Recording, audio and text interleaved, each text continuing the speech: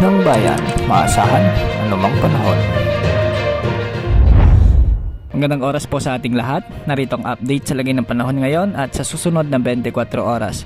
Sa kasalukuyan, umiiral pa rin ang southwest monsoon o habagat sa kanlurang bahagi ng central at northern Luzon.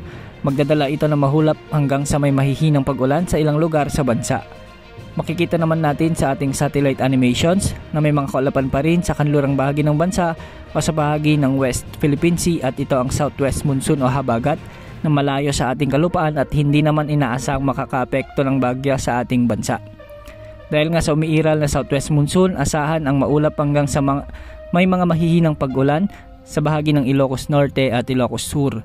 Samantalang magiging bagyang maulap hanggang sa maulap naman ang mga kalangitan na may mga pulupulong mga pag-ulan pagkilat pagkulog sa bahagi ng Metro Manila, Cordillera Administrative Region, La Union, Pangasinan, Zambales, Bataan, Tarlac, Pampanga at Bataan. At sa natitirang bahagi ng bansa, asahan naman ang maulap na may mga isolated rains dahil sa localized thunderstorms. Samantala nalusaw na ang mga cloud clusters at low pressure area sa paligid ng ating bansa. Kaya wala naman tayong inaasahan na LPA o bagyo na mabubuo at posibleng pumasok sa ating area of responsibility sa susunod na mga araw. Yan ang update sa lagay ng panahon. Ito po ang weather update ng bayan, maasahan anumang panahon.